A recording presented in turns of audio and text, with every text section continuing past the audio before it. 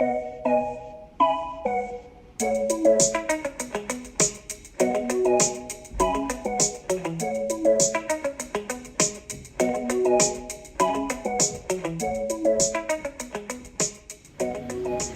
everyone, and welcome to Bali, home base for our ASLI Food Project. I wanted to use this video to talk about some of the books I'm using in my research, but first I want to show you where I live and teach you a little bit about Balinese life. I live in what most people call here a homestay. So essentially I have a Balinese family and I live in their house. You'll find that most families here convert some part of their home into a place for guests to live, and it is an incredibly affordable way to have an extended stay here, like me. So come on, I'll give you a tour.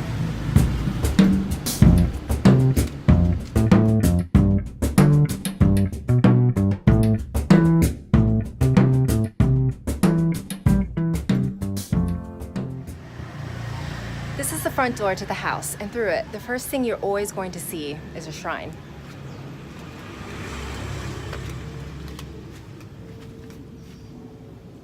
As Hindus, the Balinese give offerings to the spirit multiple times a day, and each house has their own temple, located in the northeast part of the home, always considered the head of the house.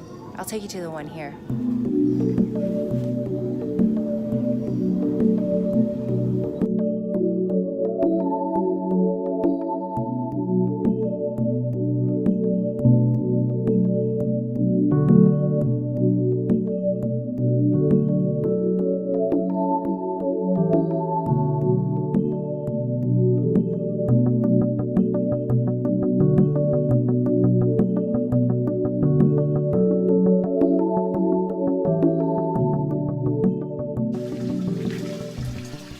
So this is called chanang.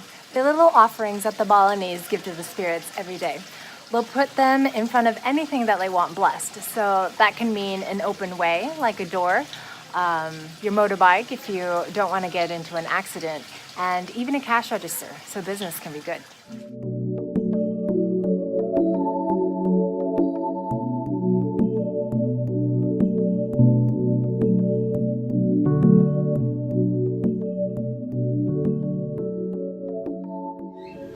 This part of the house is called the courtyard, where you'll see a lot of plants. Balinese home gardens are not just ornamental. Many of the plants, if you look closely enough, can be used in the kitchen or as medicine. So let's see, what do we have? One of my favorite herbs in the world. This is kemangi, or lemon basil. The Balinese use it as a sambal or as a fresh garnish in dishes. But my favorite way to eat it is in an ice cream.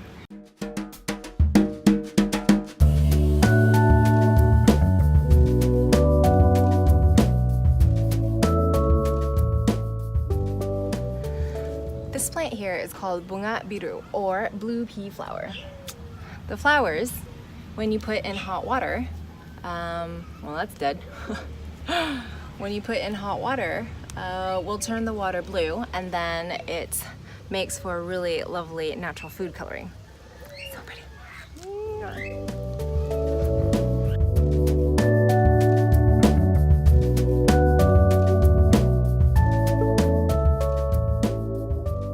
And of course, the one thing you're always going to find in any single Balinese home garden is cabe, or chili. The Balinese can't live without this stuff every day, and basically now I'm Indonesian, so I can eat this stuff raw.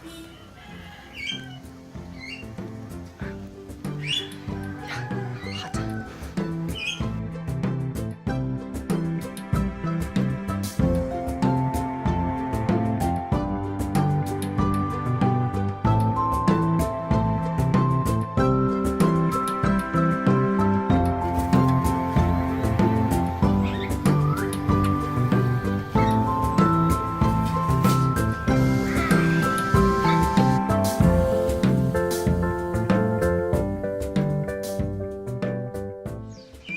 Now if we walk down here, we'll finally get to my part of the house.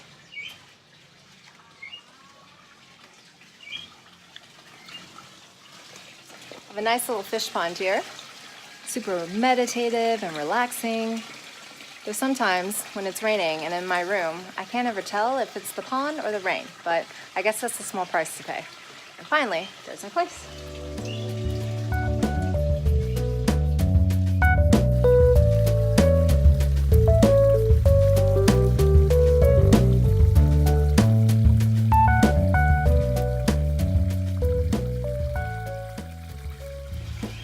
So I hope you enjoyed the tour. Let's go on into my room so you can hear about the research I've been doing already.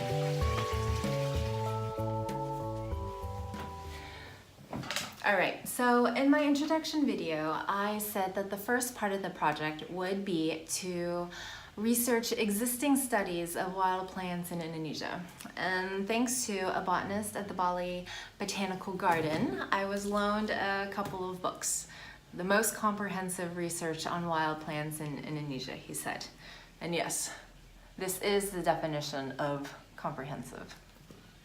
When I first got this book, The Vegetables of Dutch East Indies, or in Dutch, Tropisch Grootend, pardon my Dutch, I was overcome by the smell of mold. Ew, gross, I know. But that meant this book had to be pretty old. Even when you flip to this timestamp page, the last time it was taken out was 1979. So that explains the mildew.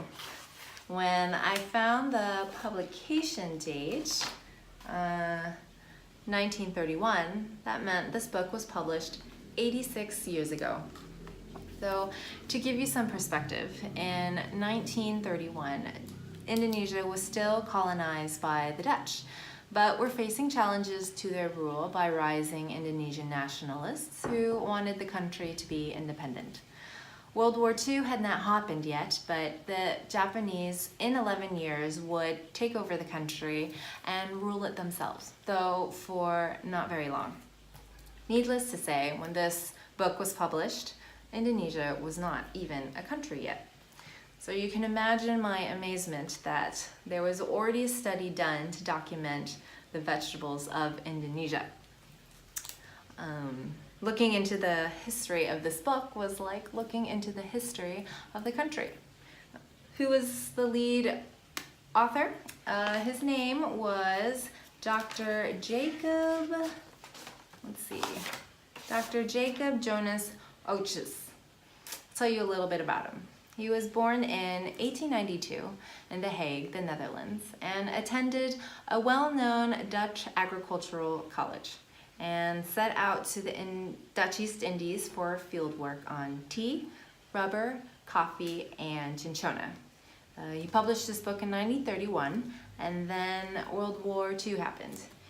Now, I learned something about World War II that I didn't know before. When the Japanese occupied Indonesia, they put all of the Dutch into concentration camps. And Dr. Oetjes here was in a camp for 6 years. He survived and went to the Netherlands and ended up finding work in the US and Costa Rica. After Indonesia won their independence, he went back to Java in 1958 and then passed away in 1970.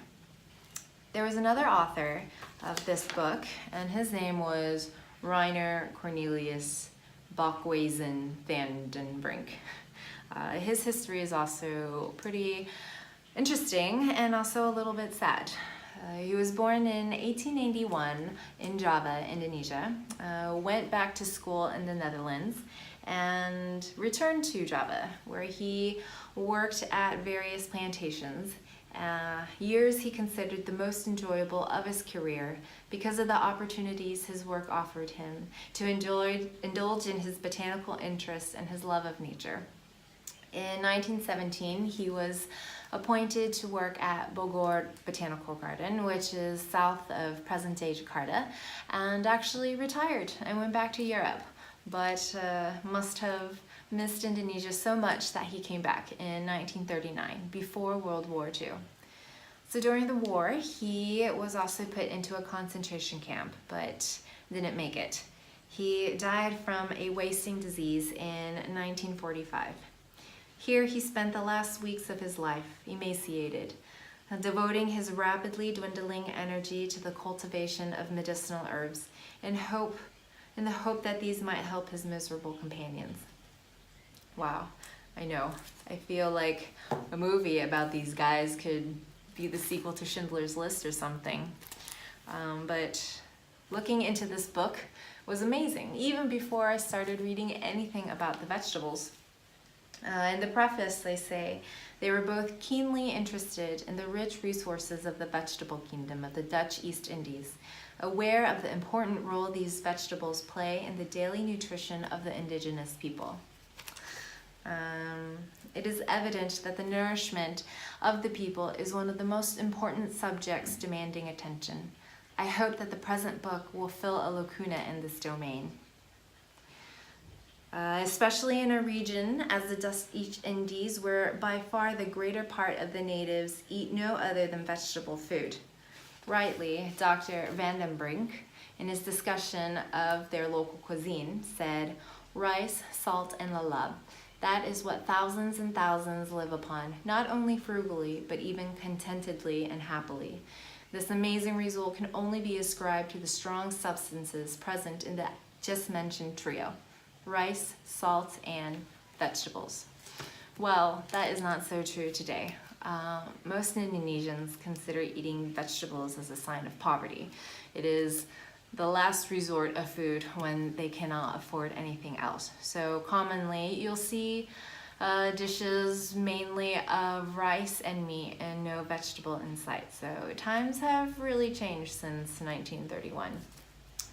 But lastly, Dr. Och himself says, "Without doubt, the list of plants or parts of plants used by the inhabitants of the Dutch East Indies, either as vegetables or dainties, will, in due time, have to be completed." So that meant to him, this book was not even finished.